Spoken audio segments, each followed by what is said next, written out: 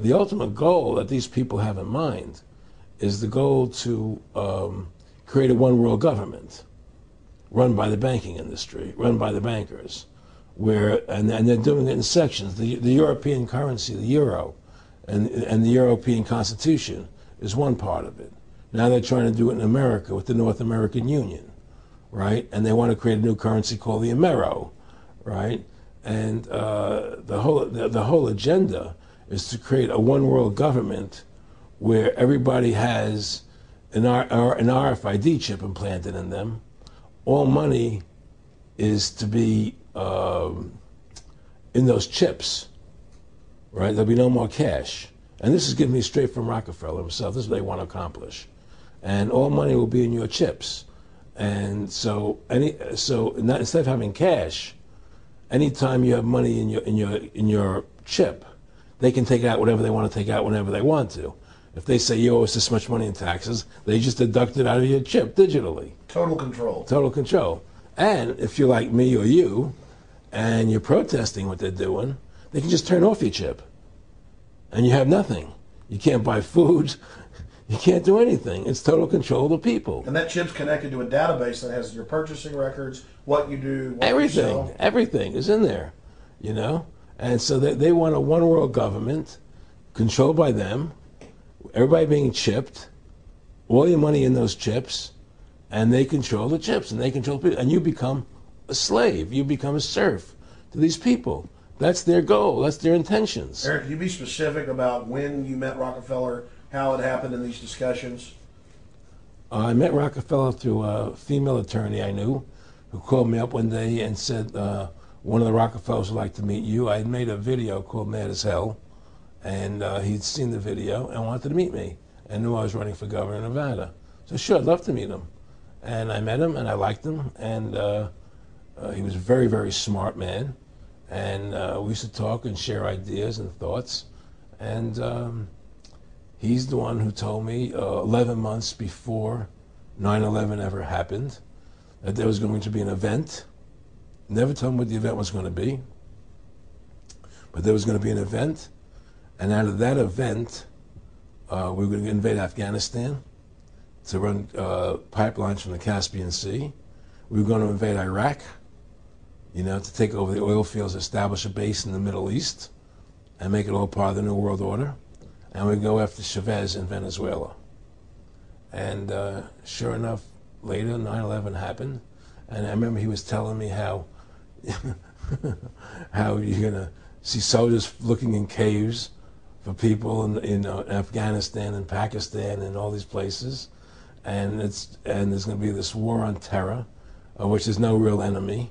And the whole thing is a giant hoax, you know, but it's a way for the government to take over the American people. He told you it was going to be a hoax. Oh, yeah. Oh, yeah. There's no question. He says, there's going to be war on terror. And he's just laughing. There's no... Who are we fighting? I mean, why do you think 9/11 happened and then nothing's happened since then? Do you think that our security is so great here that these people who pulled off 9/11, who were able to, can't knock down another plane? Come on, it's ridiculous. 9/11 was done by people in our own government and our own banking system to perpetuate the fear of the American people into subordinating themselves to anything the government wants them to do. That's what it's about, and to create this war, this endless war on terror. And that's why and that was the first lie. And the next lie was going into Iraq, you know, to get Saddam Hussein out with his weapons of mass destruction. That was the next lie. Now, specifically, this was a little over 6 years ago? This was... 11 months before 9/11. Yeah. And Nick Rockefeller, he's a lawyer, he's become your friend over the previous years, and he's saying to you that there's going to be this big event, and then out of that we're going to have a war on terror, and it's just going to go on and on. Right. An endless war on terror without any real enemy. That you can never, so you can never define a winner. And did he say that it's going to be perfect because you can't define an enemy, it just goes on and on? Yeah, because you can't define a winner. There's no one to beat, so it goes on and on forever. And they can do whatever they want. They scared the hell out of the American public. Look, this whole war on terror is a fraud. It's a farce. It's very difficult to say it out loud because people are intimidated against saying it. Because if you say it, they want to make you into a nutcase. Let's But be the truth has to come out. That's why I'm doing this interview. The fact of the matter happens to be that the whole war on terror is a fraud. It's a farce. Yeah, there's a war going on in Iraq because we invaded Iraq. And people over there fighting, you know. But the war on terror, it's a joke, you know. And until we discover what really happened on 9/11 and who was responsible for 9/11, because that's where the war on terror emanates from. That's where it comes from. It was 9/11 that allowed this war on terror to begin. And until we get to the bottom root of 9/11, the truth of 9/11, we'll never know about the war on terror. Aaron, you said that he was, and I think it's important, and I know this about the Rockefellers from Dr. Dennis Cuddy and many others who literally, you'll be 20 years old in a lunch line at college, and there's David Rockefeller, and here's here. I mean, they're experts at recruiting and getting what they call players, and that clearly he was. I mean, I want to make it specific and just get you to reiterate what you said last night about you got 30% of the vote, you were having an effect, you made mad as hell. They knew that you'd started the Constitution Party. Yeah. They knew that you were somebody who was taking action and getting things done. You'd already made some big films, had a lot of other successes. Right. So they were trying to recruit you, and didn't it come down to the point of, hey, we are here to recruit you, and don't worry, your chip's going to say, don't mess with us. You know, this guy's don't touch. Yeah, yes, that did happen. I was definitely being recruited. But it's more subtle than that. Well, in your words, just go through the process, and then what he said. Well, what it is remember we were friends, and we used to go to my house a lot. We'd have dinner, we'd talk, and he'd tell me about business investments that he'd get involved in, you know, or they would help me with this business investment or that business investment. And was I interested in joining the Council on Foreign Relations? You know, I would have to get a letter to join them, but was I interested in that? And you know, just stuff, you know, leading you on. And I used to say to him that I never really did that because that wasn't where I was coming from. You know, as much as I like you, Nick, you know, your ways and my ways we're on the opposite side of the fence. You know, I don't believe in enslaving people. You know, and he would come back with, "Oh, I do." Or? Well, it would be more like it's better for them. Well, it's more like, you know, how do I put it? It was like, what do you care about them? What do you care about those people? What difference does it make to you? Take care of your own life. Do the best you can for you and your family. What do the rest of the people mean to you? They don't mean anything to you. They're just serfs. They're just people. You know, it was just a lack of caring, you know, and that's just not who I was. It was just sort of like cold, you know. It was just like cold, you know. And I used to say to him, what's the point of all this? You have all the money in the world you need. You have all the power you need. What's the point?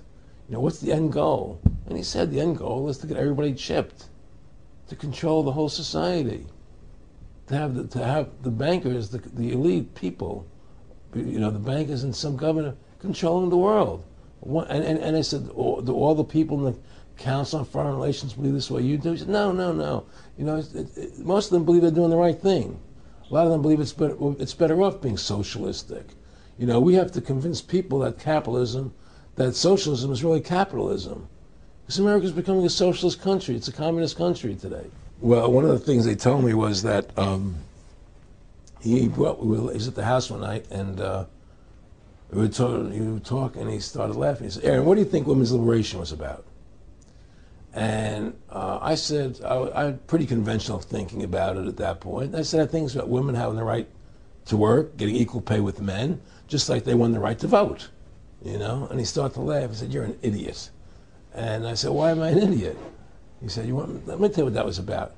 We, the Rockefellers, funded that. We funded women's lib, you know? And we're the ones who got all over the newspapers and television, the Rockefeller Foundation. He says, and you want to know why? He said, there were two primary reasons. And one reason was we couldn't tax half the population before women's lib. And the second reason was now we get the kids in school at an early age. We can indoctrinate the kids how to think. It breaks up their family. The kids start looking at the state as the family, as the school, as the officials, as their family, not as the parents teaching them.